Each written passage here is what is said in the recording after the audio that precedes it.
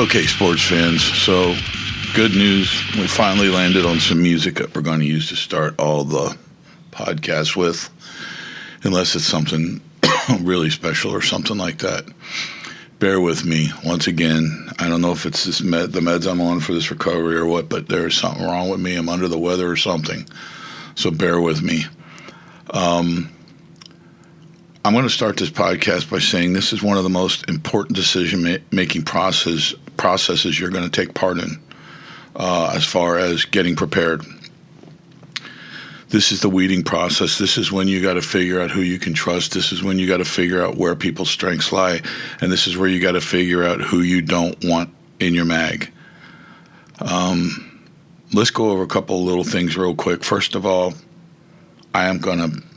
Oh, my cat is pissing me off this morning, ripping up the carpet again. But bear with me. We're working on it.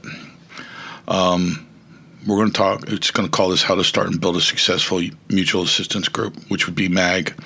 And like I said in the last podcast, if you're not aware of what MAG is or ever heard of a MAG, don't feel bad. A lot of guys go at this, ankles in their ears and their ass on fire, not knowing what the hell they're doing, never even looking into what a MAG is. We're taking a really zoomed out view of how to do all this stuff before we actually get down to the nitty gritty how to do things. We're taking a very zoomed out view. We're not, listen, I'm going to tell you something. I've been at this shit for a long time. And for you to understand the how, you have to understand the why first. And in some cases, the other way around. For you to understand the why, you have to understand the how first. I'm not going to dissect that right now. Right now, I'm telling you, you need to understand the why. This is going to help you and enable you to make better decisions. And again, I apologize if my voice is off. Just fucking deal with it for now. This podcast description says it all. We're going to weed out the assholes before we do anything else. The Mutual Assistance Group, or MAG, is a network of trusted individuals or families who cooperate to improve their preparedness, resilience, and survival capabilities. Unlike the lone wolf approach we talked about in the last podcast, a MAG leverages shared skills, resources, and trust to create a stronger and more adaptable system. And yes, I am aware I'm reading something that does not sound like how I talk. And I told you on the next podcast, I will try to type more how I talk than how I think. I think on a college level and I talk on a third grade level. I understand that. I'm trying to find a happy medium in there. All in all, the hope is that this outline is going to provide a step-by-step framework for beginner preppers to form, grow, and sustain a successful MAG. Now, this is where the caution comes in. It's not from experience, it's from common sense. But this is where the caution's going to come in. And let's face it, some of y'all don't got a lot of common sense, all right? So, in the beginning, when you're working to form a MAG, it is not a good idea for everyone to talk about what supplies they have, what food they have, how much ammo they have, what weapons they have, or what they're going to bring to the group. This is for several reasons. You might not realize how much of an asshole someone is until you are in a group setting, and if you want to get rid of them without them knowing, you want to do it without them knowing, like I said, what everyone brings to the table. If you have a meeting, let it be known that supplies and food stores and personal information are not going to be discussed until later meetings. And if people talk about them, they will be asked to leave and not return. This prevents the original assholes from bothering other members unless he knew them before. I would go as far as to recommend if someone brings a +1 to the meeting and they turn out to be an asshole, they both be asked to leave and get cut loose. This is not the time for forgiveness and acceptance. It's a time to be serious. So what I'm getting at is, say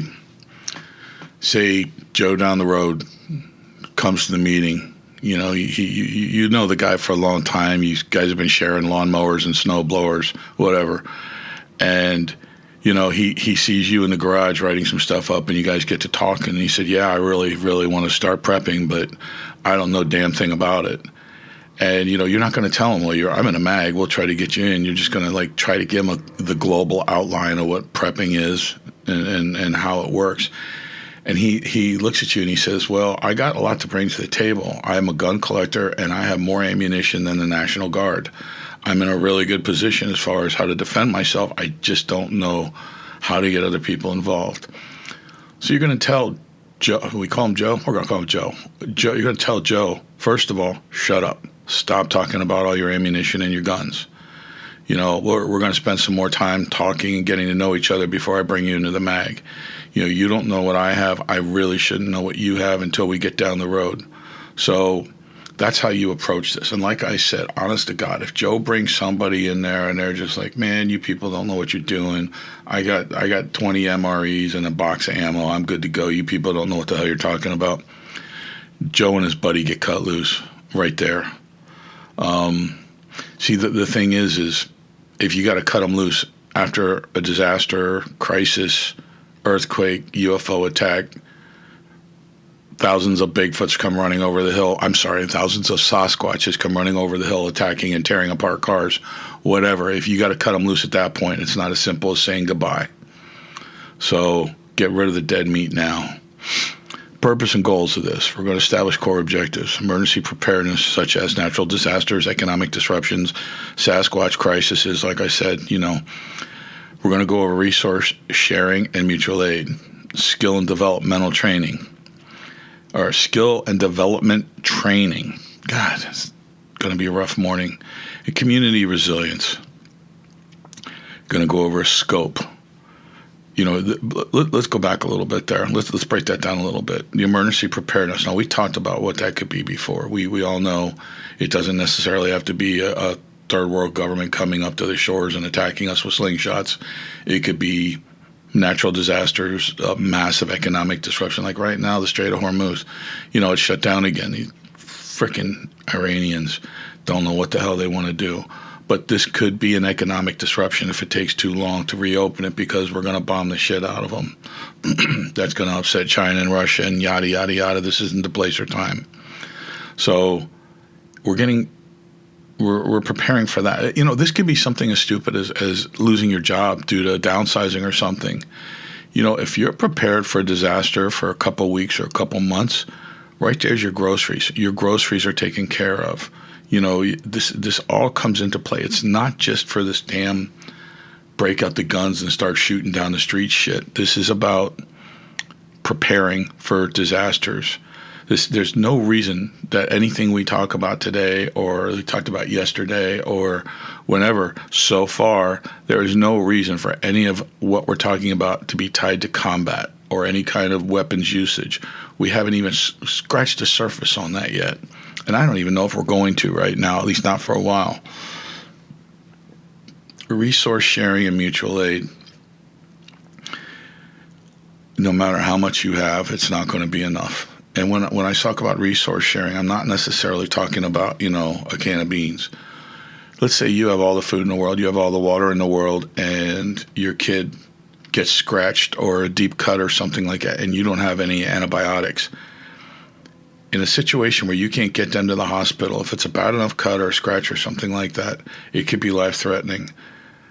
Maybe somebody else in your group has antibiotics. There you go. Now you're sharing resources.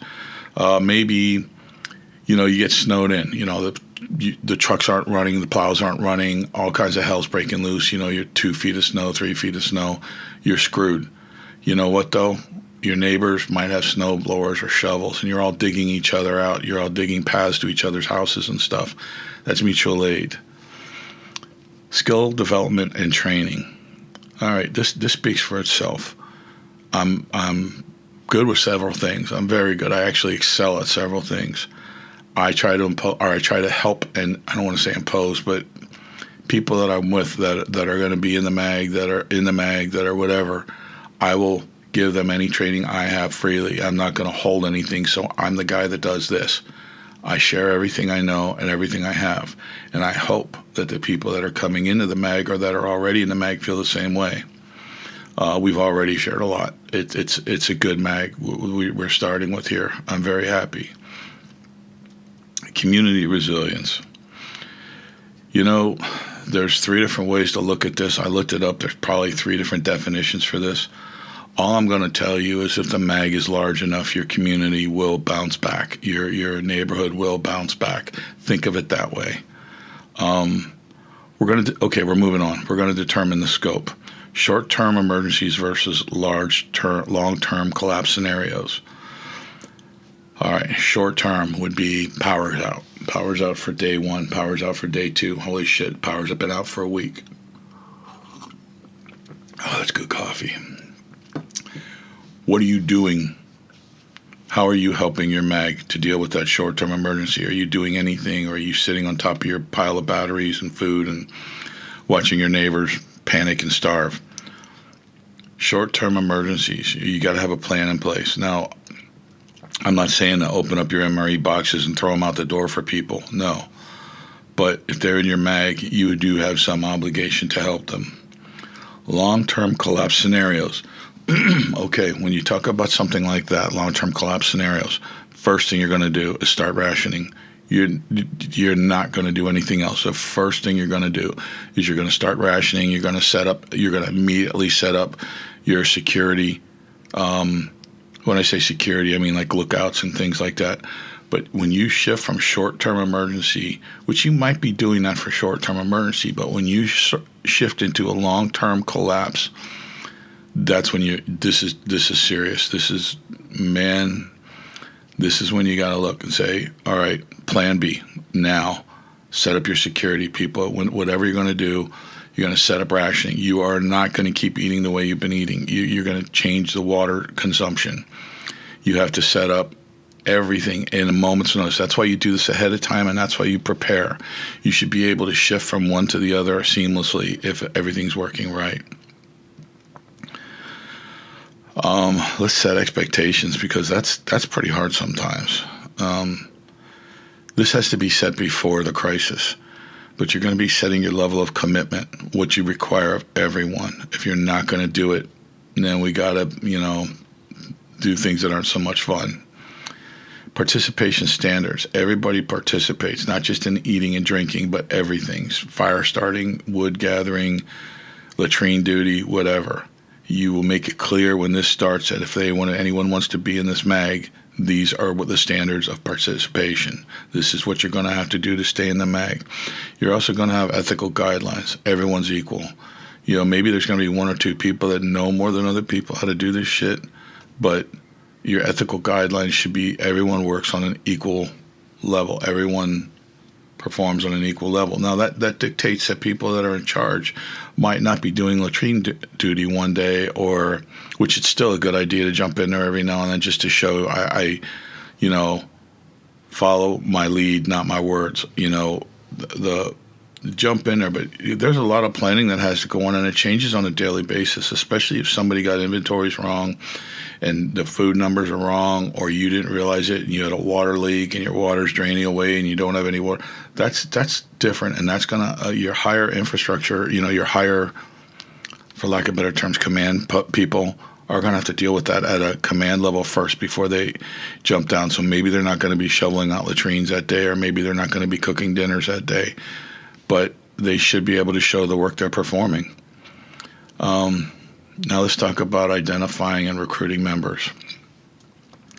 Start with very trusted individuals. Do not start with, like I said, Joe's friend. Family members are a good start. You know them better than anybody else you know. Very close friends. That's fine too. You can do very close friends. Reliable coworkers. Now, this is not coworkers that you think can keep a secret. This is coworkers that you've seen do their job, and they do it every day, and they do it very well, and they don't complain, and they're just good workers. That's what I mean by reliable coworkers. And neighbors with shared values. So maybe Joe's one of those neighbors, okay? But this is what you start with. You do not put an ad in the paper or nothing stupid like that. This is more important than bringing in highly skilled tradesmen. You must have people you can trust, or the whole damn thing is going to fall apart. It's that simple. Your desired traits and members. So maybe you're not going to ask all your family. I wouldn't ask all of my family. But the desired traits and members: reliability and accountability, willingness willingness to learn, emotional stability, and definitely a team-oriented mindset. So reliability and accountability. If you've known them for 40 or 50 years, you know if they're reliable. Willingness to learn. That's going to be the tough one with my family. Most of my family thinks they know everything. Emotional stability. That's another tough one with my family. Team-oriented mindset. No, doesn't exist. So aside from one or two family members, they're already disqualified themselves. Doesn't mean your family. I'm just saying my family. Skills to look for. Medical knowledge, EMT, nurse, advanced first aid, something like that. Mechanical, technical skills. Everything from welding to woodworking to, construction. These are like really, really good skills to be bringing into your MAG. Food production. That does not mean packing food in bags. That means gardening, hunting, etc. I'll tell you what, most people can eat beef, but not many people can cut up a cow. You know what I mean? So security and situational awareness. This is going to be a select few because very few people possess this ability without a great deal of training. You almost have to be born with it. This is one of the things that's really going to be pissing people off, mainly because the people that are on security duty are not going to be gardening. They're not going to be cleaning string beans. They're not going to be cleaning latrines. They're not going to be doing anything but that job of security. And a lot of people take it like that's the easiest job in the world because you don't got to do anything but stand there and look. It's not that easy. People are going to need to be accepting of this. And if they're willing to learn, they can be put into the rotation. But if they're not willing to learn and they want to keep saying anybody can do it, they can keep shoveling out latrines and picking string beans. Another thing that you're going to have to really have a good skill set, like someone that's really well trained in it, if possible, is communications, such as radios or any kind of IT, anything like that. And yes, if power's down, it's not going to make any difference, but radios are a good thing to have a lot of training on. So you're looking for all this stuff. You're talking to a lot of people. You got to start the vetting process. Informal interviews. Just talk to people. See where their heads are at. See where their mental state's at. If they're nuts, they don't get in. If they're too opinionated, they don't get in. If they look like they're counterproductive or they sound like they're going to be counterproductive, they don't get in. Trial participation in activities. So let them go out there. Let them go out with a couple of people, like just collecting firewood or anything, and see, are they going to try to take command? Are they not happy with the way things are being done? Are they going to piss and moan about having to do something? Hell, if it was me, I'd put them on latrine duty the first day. They can't do it, they don't get in, because everybody's going to have to do it. You have to establish your structure in your organization. You have to first come up with a leadership model, a single leader versus a counselor group leadership. That depends on how competent your people are. If it's a bunch of followers trying to learn, they're eager, but they really don't know what they're doing yet, you got to have a single leader. If it's a bunch of people with a lot of experience, you should have a council or a group leadership platform. However you choose, you got to make sure, whichever one you choose, they make clear decisions. They're not non-deliberate. They're not out in the weeds. They're not the people that take 20 minutes to pick a sandwich, when they want to order lunch. These got to be people that can make hard decisions very quickly if necessary. The roles and responsibilities of a MAG, depending on the size of your MAG. If you have a 6 or 7 person MAG, you try to find a medical lead, a logistics/supply coordinator, security coordinator, a communications lead, and my damn cat is tearing up the carpet again, and a training coordinator, because everybody needs to be cross-trained. It's not obligational. People need to be cross-trained. If you lose somebody, someone needs to be able to step up. An ideal group size, size considerations, 5 to 15 core members. Man, that's a lot of people. That's like herding cats and nailing jello to a tree. I would say no more than 6, if possible, maybe 10, depending on skill sets. Your communication system's very important. You got to get together in group chats. You're not pulling people off security, but you got to get people together and have group chats. If you're going to do it before shit goes down, you have to use secure messaging apps on your phones. Do not be doing group chats on that Facebook crap or anything like that. Email is okay. I'm really in the consideration that group chats are better on a secure messaging app. Emergency communications. You have to have radios. You have to have people trained in what to do with radios, how to program radios. You have to have more than one person trained on radios, but you should only have one person doing it. The problem is if you have too many pokers in the fire, or however that shit goes, the radios aren't going to get programmed to light. They're not going to have the right DTMF tones, or something's going to be wrong. Only one person should be programming at a time, but you should have multiple people trained on how to do it. Okay, here you go. Information security. Everything is on a need-to-know basis. This is something you should try to weed out when you're doing your vetting process. You're looking for people that are more than happy with not knowing everything, being told when they need to know things, but you need to use a need-to-know basis. You cannot be oversharing things. The ways you're going to build trust in your group and cohesion is you have regular meetings. I think monthly is more than enough. If you're going to do some kind of special training or something, that's one thing, but monthly meetings are enough. People don't want to show up for the meetings. People aren't going to want to do work. Get rid of them. If they're not showing up for their meetings, they better be bleeding out their ears and eyes.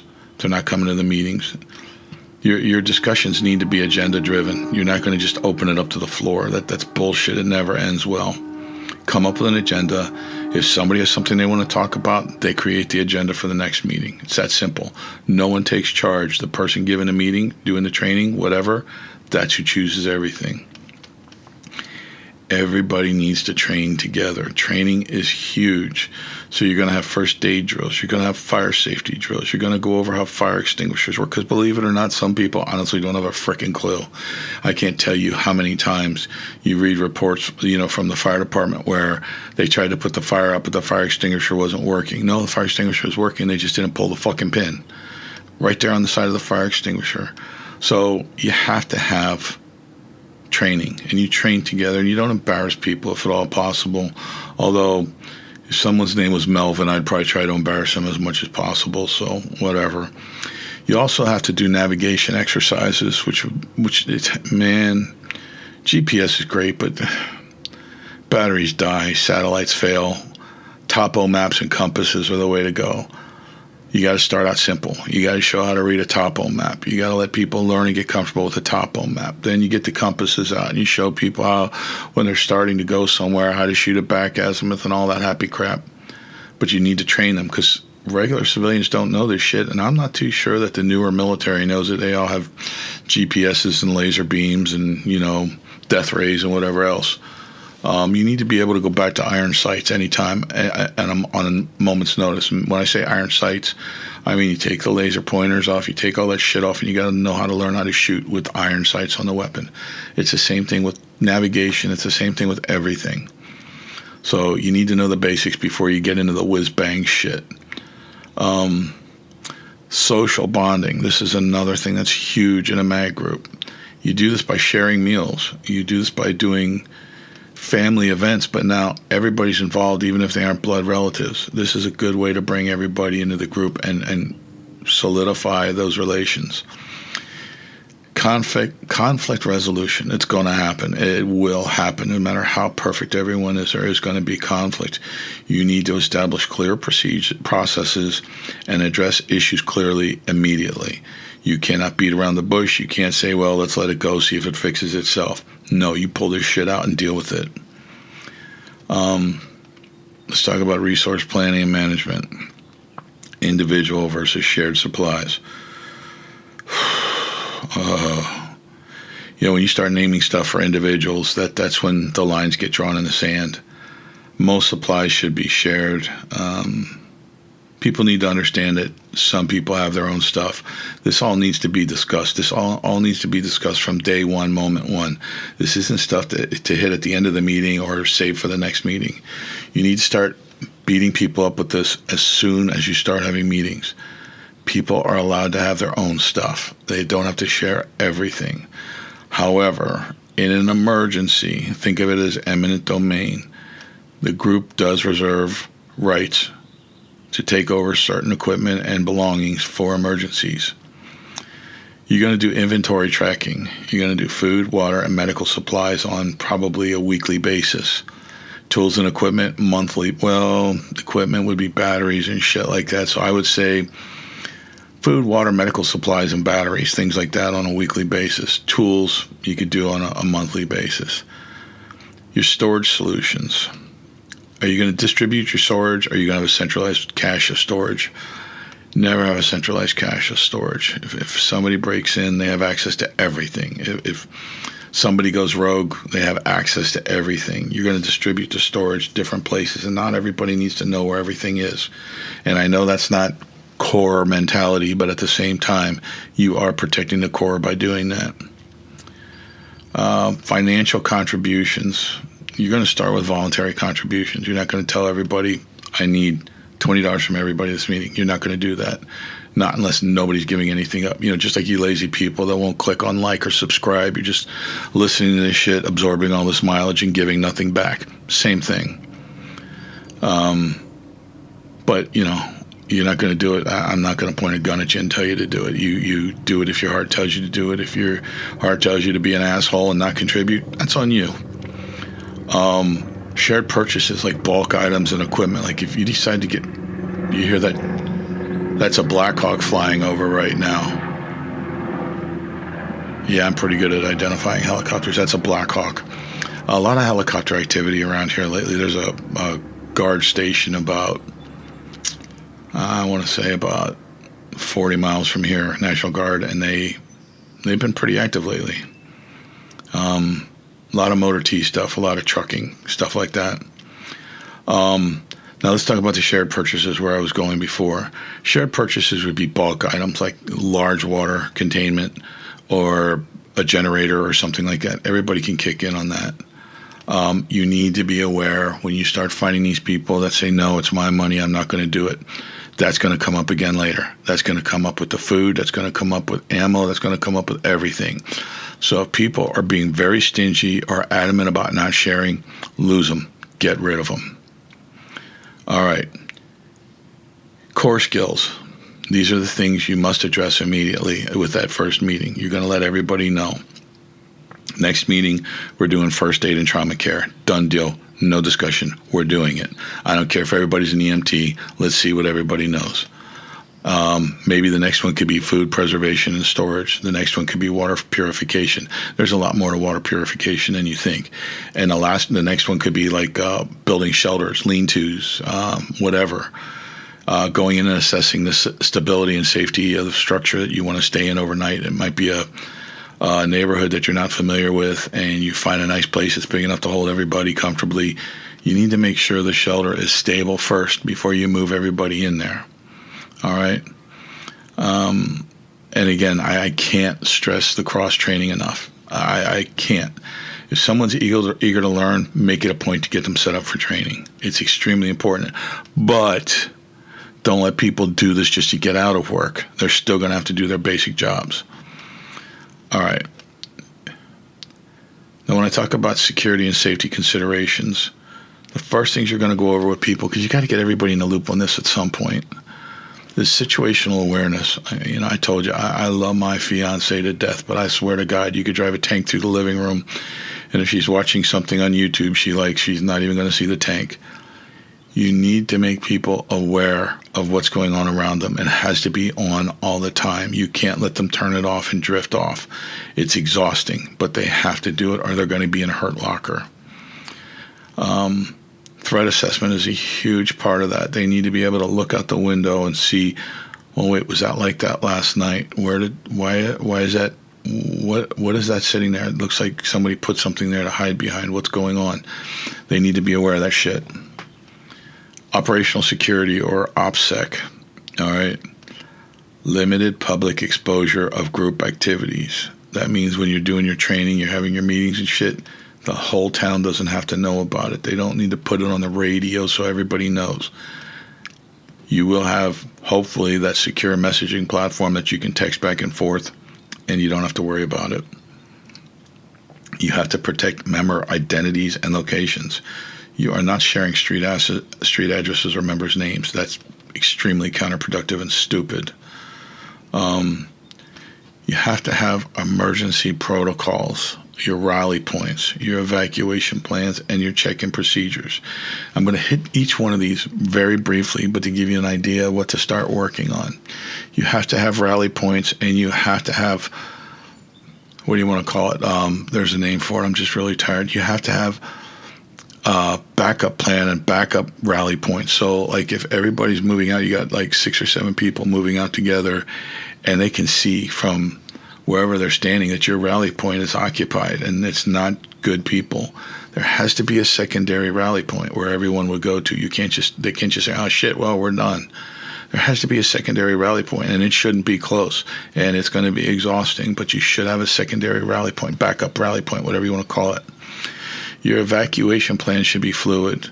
People should be at the point where they know to grab their pack, they grab whatever they're carrying, whether it be a weapon or a can of tomato soup, it doesn't matter. They should be able to do this fluidly while they're heading out the door, okay?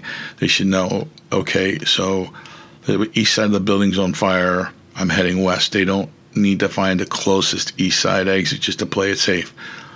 The evacuation plans have to be static. Like I said, they need to know what to grab when they're getting up. No matter how panicked they are, it should be muscle memory. Grab your pack, grab this, grab that.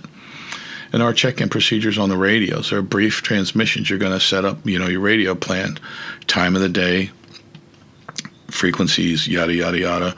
Everybody checks in. We know everybody's okay. They don't check in. We're going to decide at that point, are they too far away? Is it practical to go back and get them? Or is it one of those things where we're just going to have to cut losses? And it's a horrible thing to say. It's an absolutely horrible thing to say. But you can't risk the lives of a group of 10 people for 1 or 2 people. You just don't do it. I wouldn't expect you to do it for me, and I'm not going to do it for you. You're going to do a lot of scenario planning. This is part of the training and everything else. This comes in right around the time you're going over rally points and everything. You have to go over scenario planning. You have to plan for power outages. You have to plan for severe weather. You have to plan for your supply chain disruption, which means somebody got into your shit and stole it or something like that. And that's going to be a good time for first aid, because if somebody was on security and they got by them, they probably got their head kicked in, if not worse. Like I talked about, when you come up with these plans, these reaction plans or whatever, you should have a step-by-step procedure in place for people to read over and get used to. Man, growth and sustainability is a big topic in MAGs, and you can't have growth or sustainability if you don't have the amount of resources you need to maintain the MAG, the food, the water, the beans, the bullets, and the Band-Aids. Always, always, always, before you bring more people in, make sure you have what you need. Once people start to develop the muscle memory, you can start going over the long-term planning. Succession planning. Who's going to take over the MAG when I'm done, or if I get taken out or something like that? You need to be going over resource sustainability at that point. You're going to be going over, well, we're here to stay. Let's start building. Let's start planting crops or whatever.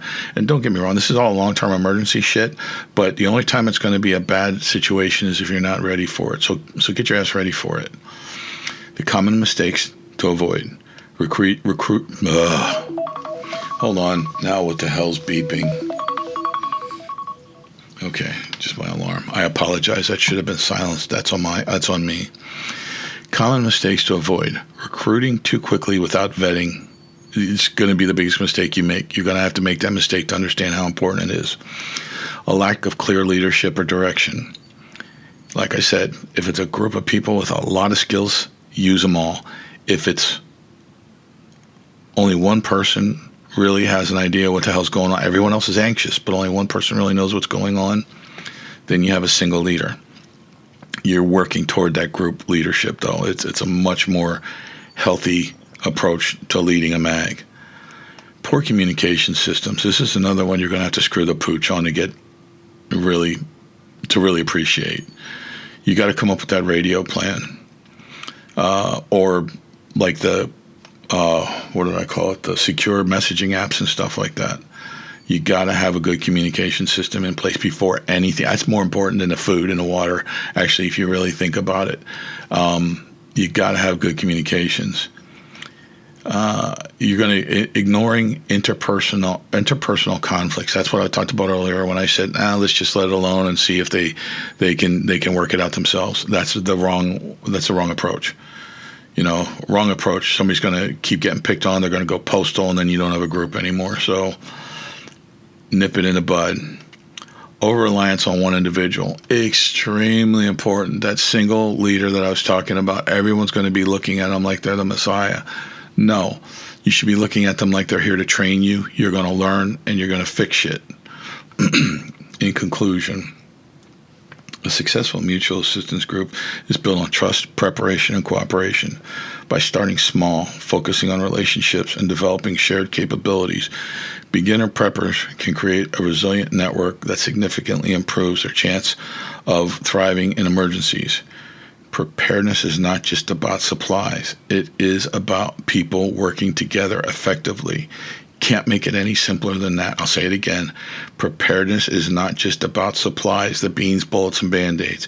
It is about people working together effectively. Do not put a mag together of all alpha figures. It's not going to work. Think this through. If you have questions, my God, if you have questions, email me.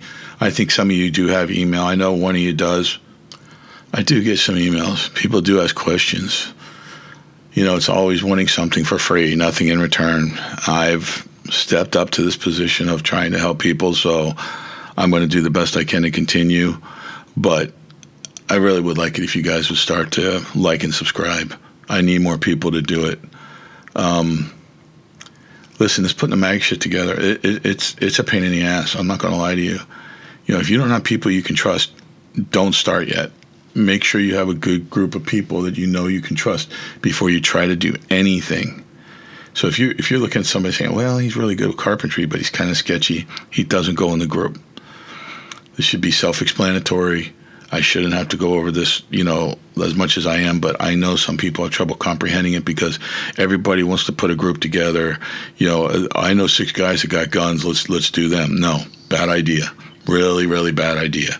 If nobody knows what's going on and all they have guns, all they have going for them is guns, they don't belong in the mag.